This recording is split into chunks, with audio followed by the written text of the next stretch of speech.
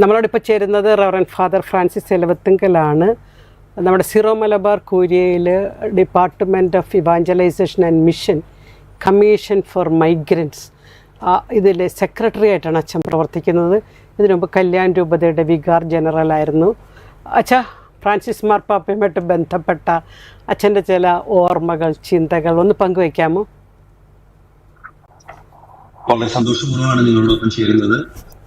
Francis മാർപ്പാപ്പയെ തെരഞ്ഞെടുക്കപ്പെട്ടപ്പോൾ തന്നെ എൻ്റെ മനസ്സിൽ എപ്പോഴും ഒരു ചോദ്യമായിട്ടുണ്ടായിരുന്നത്, നമ്മുടെ സഭയ്ക്ക് പ്രത്യേകിച്ചും ഒരു ജസ്യൂട്ട് ആയിട്ടുള്ള ഈശ്വസഭക്കാരനായിട്ടുള്ള മാർപ്പാപ്പ എന്തെല്ലാം നന്മ ആണ് അല്ലെങ്കിൽ നല്ല കാര്യങ്ങളാണ് ചെയ്യുക എന്നുള്ളൊരു ചിന്തയായിരുന്നു. മാർപ്പാപ്പയെ തെരഞ്ഞെടുത്തപ്പോൾ തന്നെ അദ്ദേഹം ചെയ്തിട്ടുള്ള ഒരുപാട് കാര്യങ്ങളെ പറ്റി കേട്ടിട്ടുണ്ടായിരുന്നു. എന്നാൽ അദ്ദേഹത്തിന്റെ പ്രവർത്തന ശൈലി ഒരു വിശുദ്ധനായിട്ടുള്ള നല്ല ക്രിസ്തീയ ഹൃദയമുള്ള ക്രിസ്തുവിനെ ചങ്കിൽ പേറുന്ന വളരെയധികം തുറവിയോടുകൂടെ കാരുണ്യത്തോടെ സ്നേഹത്തോടെ എല്ലാവരെയും കരുതുന്ന കാണുന്ന ഒരു വ്യക്തിത്വമായിട്ട് ഓരോ ദിവസവും നമ്മൾ പുതിയ പുതിയ തലങ്ങളിലൂടെ അദ്ദേഹത്തെ മനസ്സിലാക്കാൻ ശ്രമിക്കുകയായിരുന്നു.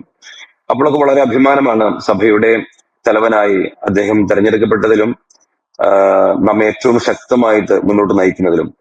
അതുവരെ സഭയ്ക്കുണ്ടായിരുന്ന ഒരു മുഖ ഛായ തന്നെ പെട്ടെന്ന് മാറ്റിയെടുക്കാനായിട്ട് വളരെ ലാളിത്യത്തോടു കൂടിയുള്ള സ്നേഹത്തോടു കൂടിയുള്ള എല്ലാവരെയും കൂട്ടിപ്പിടിക്കുന്ന, എന്നാൽ നീതി കൃത്യമായിട്ട് ചെയ്യാൻ താല്പര്യത്തോടുകൂടെ അതിനുവേണ്ടി ശക്തിയോടെ പ്രവർത്തിക്കുന്ന ഒരു വ്യക്തിത്വത്തെ നമ്മൾ കാണാൻ തുടങ്ങിയപ്പോൾ വലിയ പ്രതീക്ഷയും സന്തോഷവുമാണ് നമ്മുടെ എല്ലാവരുടെയും മനസ്സിലുണ്ടായിരുന്നത്.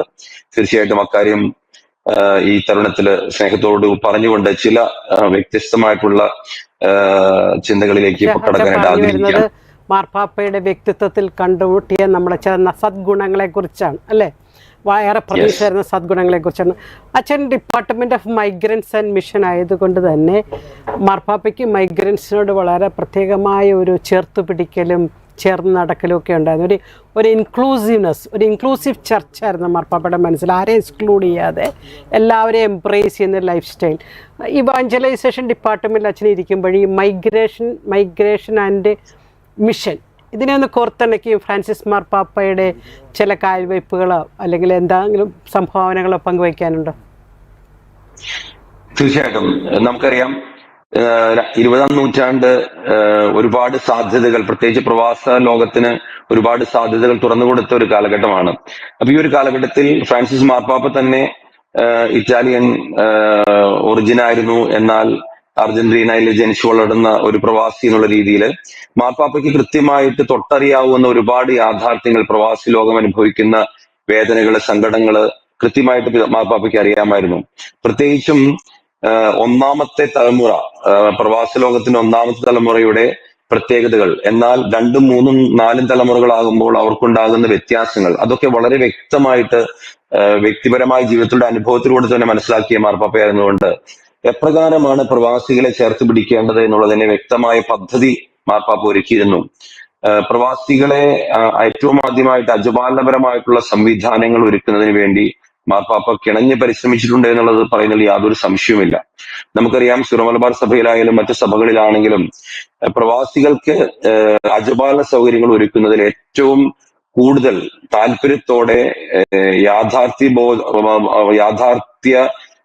യാഥാർത്ഥ്യങ്ങളെ മനസ്സിലാക്കിക്കൊണ്ട് പ്രവർത്തിച്ചിട്ടുള്ള ഒരു മാർപ്പാപ്പ എന്നുള്ള രീതിയിൽ ഫ്രാൻസിസ് മാർപ്പാപ്പ എനിക്ക് തോന്നുന്നത് എത്ര നൂറ്റാണ്ടുകൾ കഴിഞ്ഞാലും ഓർമ്മിപ്പിക്കപ്പെടുന്ന വ്യക്തിത്വമായിരിക്കും എന്നുള്ളതാണ്.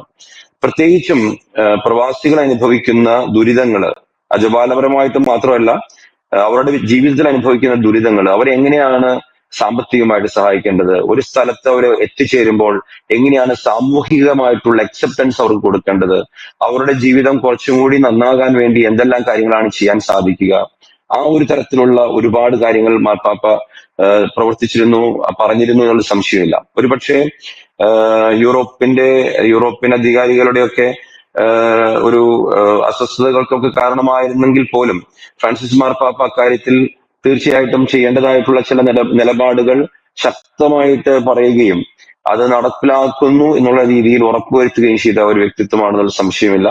അതുപോലെ തന്നെ നമ്മുടെ സിറോ മലബാർ സഭയുടെ വ്യക്തിപരമായിട്ട് ഒരു പ്രവാസി എന്നുള്ളതിൽ മാർപ്പാപ്പയും കടന്നു പോയിട്ടുണ്ട് അതേ ഫീലിംഗ് ലെവലിലൂടെ എന്നാണ് അച്ഛൻ പറഞ്ഞു വരുന്നത്.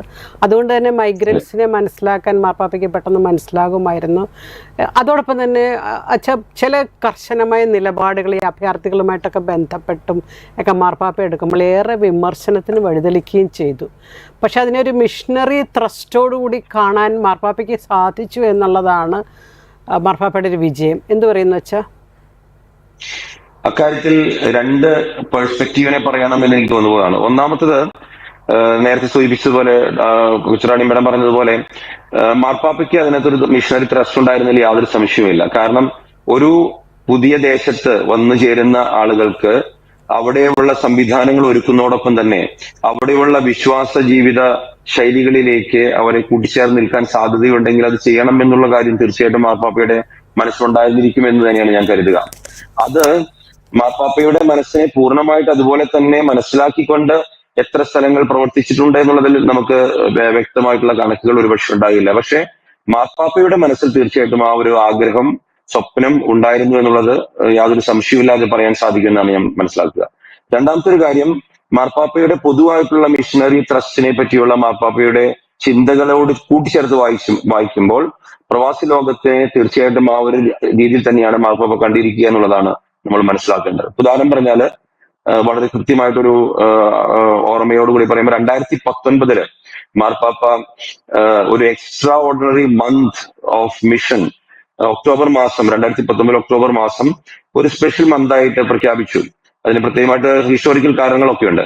പക്ഷെ അന്ന് കാലത്ത് എഴുതിയ ഒരു ഡോക്യുമെന്റ് കൃത്യമായിട്ട് പറയുന്നു, ബാപ്റ്റൈസ്ഡ് ആൻഡ് സെന്റ്, മാമോദീസ സ്വീകരിച്ചവർ അയക്കപ്പെടുന്നവരാണെന്നുള്ള ഒരു ഓർമ്മപ്പെടുത്തൽ. അതുവഴിയായിട്ട് മാർപ്പാപ്പ കൃത്യമായിട്ട് പറഞ്ഞത് എല്ലാ ക്രിസ്ത്യാനികളും മാമോദീസ സ്വീകരിച്ചത് വഴിയായി അവർ അയക്കപ്പെട്ടിരിക്കുകയാണ്. അവർ അയക്കപ്പെട്ടിരിക്കുന്നത് എന്തിനു വേണ്ടിയാണ്? കർത്താവ് പഠിപ്പിച്ച കാര്യങ്ങൾ, കർത്താവിന്റെ നല്ല സുവിശേഷം എല്ലാ ജനങ്ങളിലേക്കും എത്തിക്കാനുള്ള ഉത്തരവാദിത്വം അവർക്കുണ്ട് എന്നുള്ള കൃത്യമായിട്ടുള്ള പഠനം മാർപ്പാപ്പ നടത്തുകയാണ്. ഒരുപക്ഷെ രണ്ടാം വത്തിക്കാൻ കൗൺസിലും അതിനുശേഷമുള്ള ഡോക്യുമെന്റുകളൊക്കെ കോട്ട് ചെയ്തുകൊണ്ടും അതിന്റെ പിൻബലത്തോടു കൂടി തന്നെ മാർപ്പാപ്പ അത് അവതരിപ്പിക്കുമ്പോൾ, പ്രവാസി ലോകവുമായിട്ട് ബന്ധപ്പെടുത്തി നമ്മൾ ചിന്തിക്കുമ്പോൾ, പ്രവാസികൾ എവിടെ ചെന്നാലും അവരുടെ വിശ്വാസം അപങ്കുരം കാത്തുപരിപാലിക്കണമെന്നും അത് അവർ ഏത് പ്രദേശത്ത് ജീവിക്കണമെന്ന് മാത്രമല്ല, അത് അവിടെയുള്ള മറ്റുള്ളവർക്ക് വേണ്ടി കൈമാറാനായിട്ടുള്ള ഉത്തരവാദിത്വം ഉണ്ടെന്നും, അതുപോലെ തന്നെ പ്രവാസികളായിട്ട് വരുന്ന, പ്രത്യേകിച്ച് അഭയാർത്ഥികളായിട്ട് വരുന്നവർക്ക് ഈ വിശ്വാസം പകർന്നു കൊടുക്കുവാനുള്ള ഉത്തരവാദിത്വം ഉണ്ടെന്നുള്ള കൃത്യമായ ഓർമ്മപ്പെടുത്തലുകൾ ഇത് രണ്ടും കൂടി ഒന്നിച്ച് നമ്മൾ കൂട്ടി വായിക്കുമ്പോൾ മനസ്സിലാകുമെന്നുള്ളതിൽ യാതൊരു സംശയവുമില്ല. ചില തലമുറകളും അവരുടെ അജപാലനപരമായ നമ്മൾ കൊടുക്കേണ്ട നീഡ്സ് വ്യത്യസ്തമാണ്. ഒരു ന്യൂ ജനറേഷൻ മൈഗ്രൻസും ഒരുപക്ഷെ സീനിയർ, അതിന് സൂപ്പർ സീനിയർ ആയിട്ടുള്ള മൈഗ്രൻസും തമ്മിലുള്ള അജപാലനപരമായ ദൗത്യത്തിന് വ്യത്യാസമുണ്ട്, അതിൻ്റെ ഡെലിവറി സിസ്റ്റത്തിന് വ്യത്യാസമുണ്ട്. നമ്മൾ evangelisation, new evangelisation, re evangelisation ഒക്കെ പറയുന്ന പോലെ മാർപ്പാപ്പയ്ക്ക് ഇക്കാര്യത്തിൽ വളരെ വ്യക്തമായ കാഴ്ചപ്പാടുണ്ടായിരുന്നു. അത് എത്രത്തോളം സഭ മക്കളിലേക്ക് എത്തിക്കാൻ സാധിച്ചു? നമ്മൾ പറഞ്ഞാല് പ്രവാസികളുടെ കാര്യത്തിൽ സ്പെസിഫിക് ആയിട്ട് നമ്മൾ പറയുമ്പം, ഒന്നാമത്തെ തലമുറയ്ക്ക് ഭാഷ, അവര് എവിടെ ജനിച്ചു വളർന്നുവോ ആ ഭാഷ കീപ്പ് ചെയ്യാനായിട്ട് അവർക്ക് ആഗ്രഹമുണ്ട്. അവിടുത്തെ സംസ്കാരം അവർ കീപ്പ് ചെയ്യാനായിട്ട് ആഗ്രഹമുണ്ട്. അതുപോലെ തന്നെ അവരെന്താണ് വിശ്വസിച്ചു പോരുന്നത്, അവരുടെ വിശ്വാസ ജീവിതം അത് പ്രാക്ടീസ് ചെയ്യുന്ന കാര്യത്തിലൊക്കെ എപ്രകാരമാണ് അവർ തങ്ങളുടെ ജന്മനാട്ടിൽ വളർന്നത് അതുപോലെ തന്നെ ജീവിക്കാനായിട്ടാണ് അവർക്ക് ആഗ്രഹം. എന്നാൽ 2-3 തലമുറകൾ, അതായത് മുകളിലേക്കുള്ള തലമുറകൾ വരുമ്പോൾ ഭാഷയുടെ കാര്യത്തിൽ ചെറിയ ചെറിയ വ്യത്യാസം ഉണ്ടായി തുടങ്ങും. സംസ്കാരത്തിന്റെ കാര്യത്തിലും അതുപോലെ തന്നെയാണ്. അതുപോലെ തന്നെ വിശ്വാസം ജീവിക്കുന്ന വിധത്തിലും വ്യത്യാസങ്ങൾ ഉണ്ടാവും. അപ്പൊ മാർപ്പാപ്പയ്ക്ക് കൃത്യമായിട്ട് ഈ ഒരു 2-3 തലമുറകളിലേക്ക് വരുമ്പോൾ ഉണ്ടാകുന്ന വ്യതിയാനങ്ങളെ പറ്റി കൃത്യമായിട്ട് അറിവുണ്ടായിരുന്നു. അതുകൊണ്ട് തന്നെയാണ് മാർപ്പാപ്പ ഗ്രാൻഡ് പാരന്റ്സിനെ പറ്റിയുള്ള ചിന്തയൊക്കെ വളരെ ശക്തമായിട്ട് പറയാനായിട്ട് കാരണമായത്. ഇപ്പൊ ഉദാഹരണം പറഞ്ഞാല്, നമുക്കറിയാം 2021 കോവിഡിന്റെ കാലഘട്ടത്തിൽ ഗ്രാൻഡ് പാരന്റ്സ് ഡേ അല്ലെങ്കിൽ എൽഡർലി ഡേ എന്നൊക്കെ പറഞ്ഞിട്ട് മാർപ്പാപ്പ തുടങ്ങണമെന്ന് ആഗ്രഹിച്ചു. പ്രത്യേകിച്ചും യോവാക്കിം മന്ന വിശുദ്ധരുടെ തിരുനാളിനോടനുബന്ധിച്ച് വരുന്ന 4ാമത്തെ ഞായറാഴ്ച അത് ആചരിക്കണമെന്നൊക്കെ കൃത്യമായിട്ട് പറഞ്ഞപ്പോൾ മാർപ്പാപ്പ എന്താണ് പറയേണ്ട ആഗ്രഹിച്ചത്?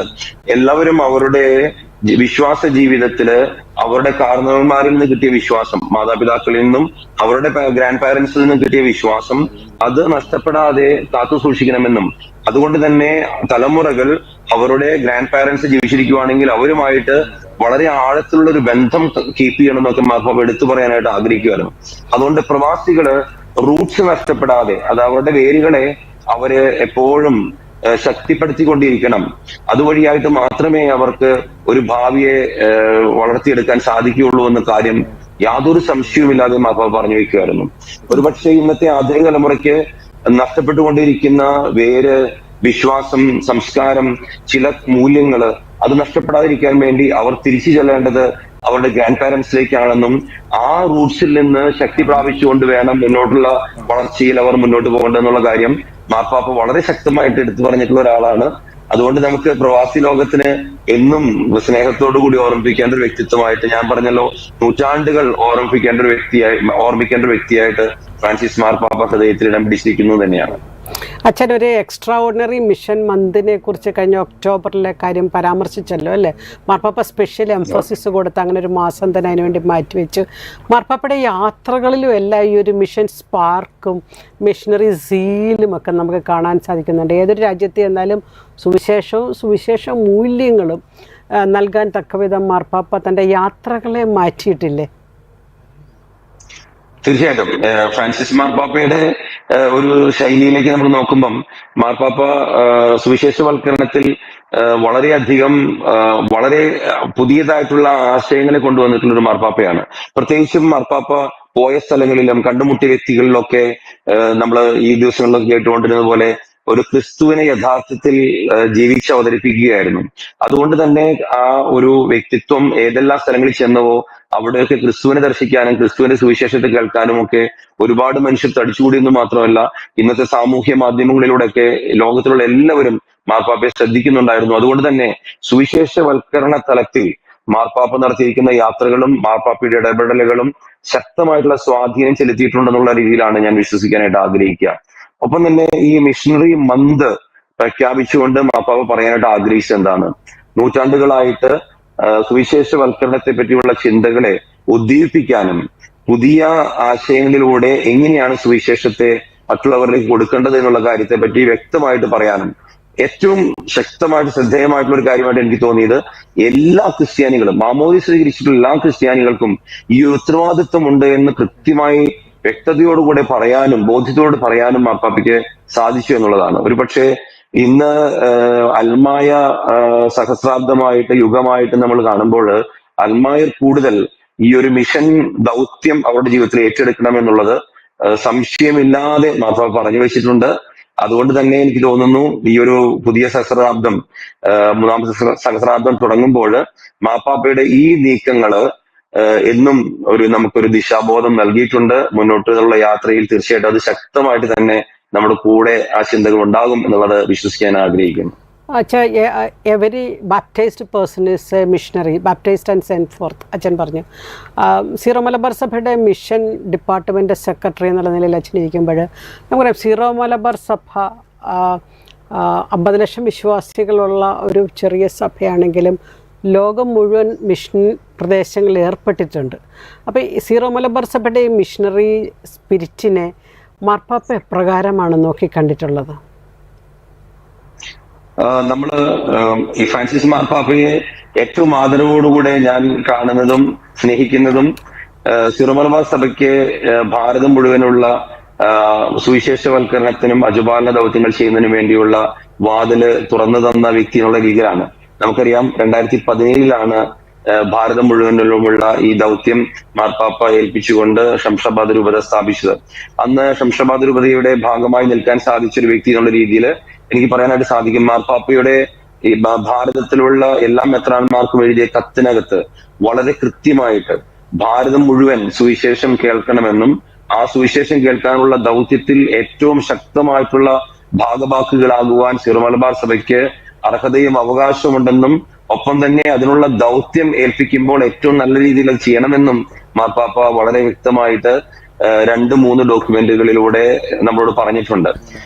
മാർപ്പാപ്പയുടെ ആ ഒരു തീരുമാനത്തിന് മുമ്പിൽ വളരെ നമുക്ക് വ്യക്തമായിട്ട് മനസ്സിലാകുന്നത്, എക്ലേസിയൻ ഏഷ്യ എന്ന് പറയുന്ന ഏഷ്യയിലെ മുഴുവനുള്ള സഭയ്ക്ക് വേണ്ടിയിട്ടുള്ള ഡോക്യുമെന്റ് ജോൺ പോൾ രണ്ടാമൻ മാർപ്പാപ്പ തന്നതിന്റെ തുടർച്ചയായിട്ട് ഏഷ്യയിൽ എങ്ങനെയാണ് സുവിശേഷവൽക്കരണം നടത്തേണ്ടത് എന്നുള്ളതിനെ പറ്റിയുള്ള ദിശാബോധം, അതിൽ കൂടുതൽ പ്രോഗ്രസ് ചെയ്യാനായിട്ട് സീറോ മലബാർ സഭയ്ക്ക് പ്രത്യേകിച്ച് ഭാരതത്തിൽ ഉത്തരവാദിത്വം ഉണ്ടെന്നുള്ള കാര്യം മാർപ്പാപ്പ എടുത്തു പറയുകയാണ്. ഒപ്പം തന്നെ എനിക്ക് മനസ്സിലായിട്ടുള്ളത്, എല്ലാ 3 റീത്തുകളും സിറോ മലബാർ, സിറോ മലങ്കര, ലത്തീൻ റീത്തുകള് ഒന്നിച്ചു വേണം സുവിശേഷവൽക്കരണം ചെയ്യാനെന്നും ആ ദൗത്യത്തിൽ ഒരു സഹകരണ മനോഭാവത്തോടു കൂടി മുന്നോട്ട് പോകണമെന്നും മാർപ്പാപ്പ എടുത്തു പറഞ്ഞുകൊണ്ട് നമ്മളെ വ്യക്തമായിട്ടൊരു ഡയറക്ഷനിൽ മാർപ്പാപ്പ എത്തിക്കാനായിട്ട് ശ്രദ്ധിച്ചിട്ടുണ്ട്. ഒപ്പം ശംഷാബാദ് രൂപതയുടെ സ്ഥാപനത്തിന്റെ ഡിക്രിയില് വീണ്ടും ശംഷാബാദിന്റെ രണ്ടാമത്തെ മെത്രാൻ ചാർജ് എടുക്കുന്ന സമയത്ത്, പ്രിൻസിപ്പൽ ചാർജ് എടുക്കുന്ന സമയത്ത് ഈ ഒരു കാര്യത്തെ പറ്റി വീണ്ടും ഓർമ്മപ്പെടുത്തിക്കൊണ്ട് മാർപ്പാപ്പ ശ്രദ്ധയിൽ വീണ്ടും വീണ്ടും കൊണ്ടുവരികയാണ്.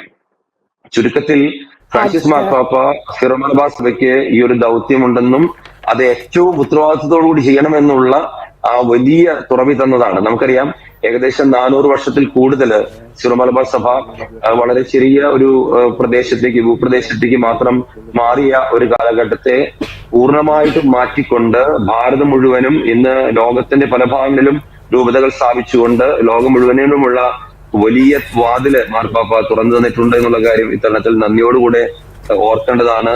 നന്ദിയോടുകൂടെ ഓർക്കുമ്പോൾ ആ ഉത്തരവാദിത്തത്തിൽ കൂടുതൽ നമ്മൾ ആഴപ്പെടേണ്ടതാണ്. അച്ഛൻ ഇടയ്ക്കൊന്ന് പരാമർശിച്ചായിരുന്നു, കേവലം അജപാലനപരമായ ദൗത്യത്തിനപ്പുറം ഈ മൈഗ്രൻസിൻ്റെ സാമൂഹ്യവും അല്ലെങ്കിൽ അവരുടെ ഉൾച്ചേരലും ഉൾപ്പെടുത്തലും ചേർത്ത് പിടിക്കലും നമ്മുടെ സിനഡാലിറ്റി എന്നൊക്കെ പറയുന്ന പോലെ ആ ഒരു കാര്യത്തിലും കൂടി മാർപ്പാപ്പയ്ക്ക് വളരെയധികം ഫോക്കസ് ഉണ്ടായിരുന്നു അല്ലേ? തീർച്ചയായിട്ടും മാർപ്പാപ്പയുടെ ഈ പാർശ്വവൽക്കരിക്കപ്പെട്ടവരോടുള്ള ഹൃദയപൂർവ്വമായിട്ടുള്ള പങ്കുചേരല്, എല്ലാ തലങ്ങളിലുമുള്ളവരെ ഉദ്ധരിച്ചു കൊണ്ടുവരുന്ന ആ ഒരു വലിയ തുറന്ന മനോഭാവം, കാരുണ്യത്തോടു കൂടിയുള്ള ശൈലികള്, പ്രത്യേകിച്ചും രോഗികളായിരിക്കുന്നവര്, അശരണരായിരിക്കുന്നവര്, അതുപോലെ തന്നെ സമൂഹത്തില് വേണ്ടത്ര മാനിക്കപ്പെടാത്തവര്, ശ്രദ്ധിക്കപ്പെടാത്തവര്, ഒരുപക്ഷെ അവരെ മാറ്റി നിർത്തപ്പെട്ടവര്, അവരെയൊക്കെ മുന്നിലേക്ക് കൊണ്ടുവരണം, അവരെയൊക്കെ വളർത്തണം, അവരൊക്കെ സമൂഹത്തിന്റെ ഭാഗമാണ് എന്നുള്ള കാര്യത്തിൽ യാതൊരു സംശയമില്ലാതെ മാർപ്പാപ്പ എന്ന നിലപാടുകൾ സ്വീകരിച്ചിട്ടുണ്ട്. നമുക്ക് തന്നെ അറിയാം, ഭരണപരമായ തലത്തില് മാർപ്പാപ്പ അക്കാര്യത്തിൽ കൂടുതൽ ശ്രദ്ധ വരണം എന്നുള്ള കാര്യം ഓർമ്മപ്പെടുത്തിക്കൊണ്ട് തന്നെയാണ് വത്തിക്കാൻ കൂരിയയിൽ പോലും പ്രത്യേകിച്ച് സ്ത്രീകൾക്ക്, അൽമായർക്ക് കൂടുതൽ പ്രാധാന്യം കൊടുക്കണം എന്നുള്ള നിലപാടുകൾ മാർപ്പാപ്പ എടുത്തിട്ടുള്ളത്. ചുരുക്കത്തില് വളരെ വിശാലമായിട്ടുള്ള ഒരു മാനവികതയെ വളർത്തുക എന്നുള്ളത് തീർച്ചയായിട്ടും മാർപ്പാപ്പയുടെ ശൈലിയായിരുന്നു. എപ്പോഴും പ്രൊപ്പഗേറ്റ് ചെയ്തുകൊണ്ടിരുന്നു. അത് നിർബന്ധം പിടിക്കുകയും ചെയ്യുമായിരുന്നു. ആ ഒരു ശൈലി തീർച്ചയായിട്ടും നമുക്ക് അനുകരണീയമാണെന്നുള്ള യാതൊരു സംശയവുമില്ല. നിർബന്ധം പിടിക്കുമായിരുന്നു അല്ലേ? അത് വളരെ മനോഹരമായ ഒരു പദപ്രയോഗമാണ് അച്ഛ, ഒന്നുകൂടി വിശദീകരിക്കാമോ? ഇപ്പം നമുക്കറിയാം, രണ്ടാം വത്തിക്കാൻ കൗൺസില് വളരെ കൃത്യമായിട്ട് ഈ ഒരു തുറവിയുടെ ആശയത്തെ പറ്റി പറഞ്ഞു വെച്ചിട്ടുണ്ട്. എന്നാൽ നമുക്കറിയാവുന്നതുപോലെ മാർപ്പാപ്പന്മാര് അവരുടെ ഭരണപരമായിട്ടുള്ള ശൈലികൾ കൂടി ഇതിലൂടെയാണ് ഇക്കാര്യം പ്രായോഗികമായിട്ട് നടപ്പിൽ വരുത്തുക. അപ്പോൾ ആ ഒരു ശൈലി എങ്ങനെയാണ് പ്രവൃത്തിപഥത്തിൽ കൊണ്ടുവരേണ്ടത് എന്നുള്ളത് ചിന്തിക്കാൻ വേണ്ടി ആദ്യം തന്നെ മാർപ്പാപ്പ ഒരു കമ്മിറ്റിയെ, കർദിനാൾമാരുടെ ഒരു കമ്മീഷൻ പോലെ രൂപീകരിക്കുകയും ആ കമ്മീഷനുമായി ബന്ധപ്പെടുത്തി എപ്പോഴും ചർച്ചകൾ നടത്തുകയും എപ്രകാരമാണ് ഈ ഒരു സെക്കൻഡ് വത്തിക്കാൻ കൗൺസിൽ, രണ്ടാം വത്തിക്കാൻ കൗൺസിലിന്റെ ചിന്താധാരകളെ പ്രവൃത്തിപഥത്തിൽ കൊണ്ടുവരേണ്ടതെന്ന് ആലോചിക്കുകയും ചെയ്തിരുന്നു. അതിന്റെ ഭാഗമായിട്ട് കൂരിയയുടെ റിഫോം, പല തലങ്ങളിലുമുള്ള ചില നടപടികൾ എന്നുള്ളതിനേക്കാൾ ചില ഡിസിഷൻ മേക്കിംഗ് കൃത്യമായിട്ട് ചെയ്യണമെന്നുള്ള ആ ഒരു ശൈലി മാർപ്പാപ്പ പറഞ്ഞിരുന്നു. അതുകൊണ്ടാണ് സർട്ടൻ പെർസെന്റേജ് ആയിട്ടുള്ള വ്യക്തികൾ ഇന്ന തലങ്ങളിൽ ഉണ്ടാകണം എന്നുള്ള നിർബന്ധം പിടിക്കൽ, സ്ത്രീജനങ്ങൾ കൂരിയയിൽ ഉണ്ടാകണം, അൽമായർ കൂരിയയിൽ ഉണ്ടാകണം, മാർപ്പാപ്പ പ്രത്യേകിച്ചും ചില പ്രീഫെക്റ്റ് പൊസിഷനിലേക്ക് അടക്കം ഫീമെയിൽ അല്ലെങ്കിൽ സ്ത്രീകളെ കൊണ്ടുവരാനുള്ള ആ ഒരു നടപടി, അതുപോലെ തന്നെ അൽമായരെ പല പൊസിഷനുകളിൽ അപ്പോയിന്റ് ചെയ്യുന്ന നടപടി, അത് വേണമെന്ന് നിർബന്ധം പിടിക്കൽ മറ്റുള്ളവരുടെ അഭിപ്രായങ്ങളെ ഒരു പക്ഷെ കവച്ചു വെച്ചുകൊണ്ട് തന്നെ ചെയ്യാൻ മാർപ്പാപ്പ ശ്രദ്ധിച്ചിട്ടുണ്ടെന്നുള്ളതാണ് ഞാൻ മനസ്സിലാക്കുന്നത്. ഇപ്പൊ സിറോ മലബാർ സഭയുടെ ആഗോളതലത്തിലുള്ള അല്ലെങ്കിൽ ഇന്ത്യ മുഴുവനിലുമുള്ള അജപാലന ദൗത്യത്തിന് ഒരു പക്ഷേ എല്ലാവരും ഒരേ അഭിപ്രായം ഉണ്ടായിരുന്നില്ലെങ്കിൽ പോലും എല്ലാ അഭിപ്രായങ്ങളെയും മറികടന്നുകൊണ്ട് ചില നിർബന്ധ ബുദ്ധിയോടുകൂടി സുവിശേഷവൽക്കരണത്തിനും സുവിശേഷം ലോകം മുഴുവൻ പ്രചരിപ്പിക്കാനും എല്ലാ റൈറ്റുകൾക്കും തുല്യമായിട്ടുള്ള അവകാശമുണ്ടെന്ന് ശക്തിയുക്തം പറയാനായിട്ട് മാർപ്പാപ്പ ശ്രമിച്ചിട്ടുണ്ടെന്നാണ് ഞാൻ മനസ്സിലാക്കുന്നത്. അപ്പൊ അങ്ങനെ വരുമ്പോൾ ചില കാര്യങ്ങൾ നിർബന്ധ ബുദ്ധി അല്ലെങ്കിൽ നിർബന്ധം പിടിക്കുന്ന ഒരു ശൈലി അത് നടപ്പിലാക്കണം, അത് ശരിയാണ്, നീതിയാണ് എന്നുള്ള ആ ഒരു ശൈലി മാർപ്പാപ്പയ്ക്ക് ഉണ്ടായിരുന്നു എന്നുള്ളത് തന്നെയാണ് നമ്മൾ അനുമാനിക്കേണ്ടതെന്നാണ് ഞാൻ പറയാനായിട്ട് ആഗ്രഹിച്ചത്. അല്ലെങ്കിൽ മാർപ്പാപ്പയുടെ ഈ ഒരു മിഷണറി സ്പാർക്ക് ഗുഡ്നസ് ടി വിക്ക് വേണ്ടി പങ്കുവച്ചതിന് അച്ഛൻ സിറോ മലബാർ സഭയുടെ കമ്മീഷൻ ഫോർ മിഷൻ ആൻഡ് ഇവാഞ്ചലൈസേഷൻ്റെ സെക്രട്ടറിയാണ്. അതുകൊണ്ട് തന്നെ അച്ഛന് ആധികാരികമായിട്ട് ഈ ഒരു മിഷൻ സ്പാർക്കിനെ കുറിച്ച് നമ്മളോട് സംസാരിക്കാൻ സാധിച്ചു. ഗുഡ്നസ് ടി വിക്ക് വേണ്ടി അച്ഛന് പ്രത്യേകം നന്ദിയും കടപ്പാടും അറിയിക്കുന്നു. ഞാനൊരു രണ്ട് കാര്യം കൂടി പറയാൻ സമയമുണ്ടെങ്കിൽ പറയാനായിട്ട് പറയുന്ന സന്തോഷമാണ്. അതായത് ഞാനിപ്പം സിറോ മലബാർ സഭയുടെ മേജർ ആർച്ച് എപ്പിസ്കോപ്പൽ ഓർഡിനറി ട്രൈബ്യൂണലിന്റെ പ്രസിഡന്റ് കൂടിയായിരിക്കുന്ന ഈ സമയത്ത് നമ്മുടെ ഭരണപരമായിട്ടുള്ള കാര്യത്തിൽ പ്രത്യേകിച്ചും വിവാഹ കോടതികളുടെ പ്രവർത്തനങ്ങളെ സംബന്ധിക്കുന്ന വളരെ കൃത്യമായിട്ടുള്ള ഒരു റിഫോം ഫ്രാൻസിസ് മാർപ്പാപ്പ നടപ്പിൽ വരുത്തിയതായിട്ട് ഒരുപക്ഷെ നമ്മൾ ശ്രദ്ധിച്ചിട്ടുണ്ടാകും. നമുക്കറിയാവുന്നതുപോലെ 1983-ലും പിന്നെ 1990-ലുമാണ് സഭയുടെ ഇപ്പോൾ നിലവിലുള്ള ഭരണപരമായിട്ടുള്ള കോഡുകൾ നിലവിൽ വന്നിട്ടുള്ളത്. തീർച്ചയായിട്ടും അതിന് മുമ്പും ഉണ്ടായിരുന്നു, പക്ഷെ അതെല്ലാം റിന്യൂ ചെയ്തുകൊണ്ട് സെക്കൻഡ് വാറ്റിക്കൻ കൗൺസിൽ കഴിഞ്ഞപ്പോൾ ജോൺ പോൾ രണ്ടാമൻ മാർപ്പാപ്പയാണ് അത് രണ്ടും പ്രാബല്യത്തിൽ വരുത്തിയത്. എന്നാൽ അതിനുശേഷം കോടതികളില് ഒരുപാട് വിവാഹ കേസുകളും മറ്റു കേസുകളൊക്കെ ഇങ്ങനെ കെട്ടിക്കിടക്കുന്നു, അത് വേണ്ടത്ര ഫാസ്റ്റ് ആയിട്ട് പോകുന്നില്ല എന്ന ചില ഒബ്സർവേഷൻ വന്നതിന് ശേഷം നമുക്കറിയാമല്ലോ 20-ാം നൂറ്റാണ്ടിന്റെ അവസാനത്തോടുകൂടി വിവാഹ കേസുകളുടെ ഒരുപാട് വർധനവ് സഭയിലുണ്ടായി. 21-ാം നൂറ്റാണ്ടായപ്പോൾ അത് വളരെ അധികം വർദ്ധിച്ചു. അങ്ങനെ വന്നപ്പോൾ കേസുകൾ വേണ്ടത്ര ഫാസ്റ്റ് ആയിട്ട് മുന്നോട്ട് പോകുന്നുണ്ടായിരുന്നില്ല. അപ്പോൾ 2015-ല് ഫ്രാൻസിസ് മാർപ്പാപ്പ വളരെ കൃത്യമായൊരു റിഫോർമേഷൻ കൊണ്ടുവരികയും നിലവിലുള്ള സംവിധാനത്തിൽ നിന്ന് വളരെ റിലാക്സ് ചെയ്തുകൊണ്ടുള്ള ഒരു സംവിധാനം കൊണ്ടുവരിച്ചു. ഉദാഹരണം പറഞ്ഞാല് ഒരു വിവാഹ കേസ് ഒരു ഡിക്ലറേഷൻ ഓഫ് നള്ളിറ്റി എന്ന് പറയും, ഒരു അസാധുവാണെന്നുള്ള പ്രഖ്യാപനം നടത്തണമെങ്കിൽ സാധാരണ രീതിയിൽ 2015-ന് മുമ്പ് 2 കോടതികളിലൂടെ അത് കടന്നു പോകണമായിരുന്നു. ഒന്നാമത്തെ കോടതി അത് തീരുമാനമെടുത്താൽ രണ്ടാമത്തെ കോടതി ശരിവെക്കുന്ന ഒരു ശൈലി ഭരണമായിരുന്നു. ഞാൻ വളരെ സിമ്പിൾ ആയിട്ട് അങ്ങ് പറഞ്ഞു പോകുന്നു എന്ന് മാത്രം. എന്നാൽ ഫ്രാൻസിസ് മാർപ്പാപ്പ പറഞ്ഞു, ഒന്നാമത്തെ കോടതി ഒരു തീരുമാനമെടുത്താൽ ഈ പാർട്ടികൾക്ക് പരാതിയില്ലെങ്കിൽ അതോടുകൂടി അത് അവസാനിപ്പിക്കാം, രണ്ടാമത്തെ കോടതിയിൽ അത് പോകേണ്ട കാര്യമില്ല എന്ന് പറഞ്ഞു. അതുകൊണ്ട് അതുവഴിയായിട്ട് സഭയിൽ ആഗോള സഭയിലുണ്ടായ ഭയങ്കരമായൊരു വ്യത്യാസം അതിപ്പോ നമുക്ക് ഫീൽ ചെയ്യുന്നുണ്ട്. അപ്പോൾ അതുവഴി ഫ്രാൻസിസ് മാർപ്പാപ്പ ആഗ്രഹിച്ച എന്താണ്, എല്ലാ മനുഷ്യർക്കും വളരെ എളുപ്പത്തില് നീതിപൂർവ്വം നീതി നടപ്പിലാക്കി കൊടുക്കണമെന്നും അതോടൊപ്പം തന്നെ ആവശ്യമില്ലാതെ ഒരു കോടതികൾ ഇങ്ങനെ കാര്യങ്ങൾ നീട്ടിക്കൊണ്ടുപോകരുതെന്നും ഡിലേ വരുത്തരുതെന്നും ഒരുപക്ഷെ ആവശ്യമില്ലാത്ത കാലതാമസം വഴിയായിട്ട് ആത്മാക്കൾക്ക് ഉണ്ടാകുന്ന ഒരു പ്രശ്നം പരിഹരിക്കണമെന്നും ഫ്രാൻസിസ് മാർപ്പാപ്പ ആഗ്രഹിച്ചു. ഭരണപരമായ തലത്തില് വളരെ ആധുനികമായിട്ടുള്ള ഒരു സ്റ്റാൻഡ് എടുക്കുകയും അത് വളരെ പെട്ടെന്ന് പ്രാബല്യത്തിൽ വരുത്തുകയും ചെയ്ത ഒരു മാർപ്പാപ്പ എന്നുള്ള രീതിയിൽ ഫ്രാൻസിസ് മാർപ്പാപ്പയെ കോടതികൾ പ്രത്യേകിച്ചും വിവാഹ കേസുകളുമായിട്ട് ബന്ധപ്പെടുന്ന വ്യക്തികളൊക്കെ നന്ദിയോടുകൂടെയും സ്നേഹത്തോടുകൂടെയും ഓർക്കേണ്ട ഒരു വ്യക്തിത്വമായിട്ട് കാണുകയാണ്. ഞാൻ നേരത്തെ സൂചിപ്പിച്ചു ഈ എൽഡർലി ആൻഡ് ഗ്രാൻഡ് പാരന്റ്സ് എന്നുള്ള കാര്യം. മാർപ്പാപ്പ ഈ കോവിഡ് കാലഘട്ടത്തിൽ മനുഷ്യനുണ്ടായ പ്രത്യേകിച്ചും ഒരു ഒറ്റപ്പെടല്, അതിലുണ്ടായിട്ടുള്ള വേദനകള്, പ്രത്യേകിച്ചും പ്രായമായവർക്കുണ്ടായ വേദനകളെ ഫ്രാൻസിസ് മാർപ്പാപ്പ വളരെ കൃത്യമായിട്ട് എടുത്തു പറഞ്ഞുകൊണ്ടാണ് അവരെ ശ്രദ്ധിക്കണം എന്നുള്ളൊരു കാര്യം പറഞ്ഞു വെച്ചത്. അപ്പൊ നമ്മൾ നോക്കുമ്പം ഭരണപരമായിട്ടുള്ള കാര്യങ്ങളിലും അജപാലന കാര്യങ്ങളിലും ഫ്രാൻസിസ് മാർപ്പാപ്പ വളരെ ശക്തമായിട്ടുള്ള സ്റ്റാൻഡുകൾ എടുത്തിട്ടുണ്ട്. മാർപ്പാപ്പയുടെ കാലഘട്ടം സഭയിൽ തീർച്ചയായിട്ടും ഒരുപാട് നന്മ ഉണ്ടാക്കിയിട്ടുണ്ട്.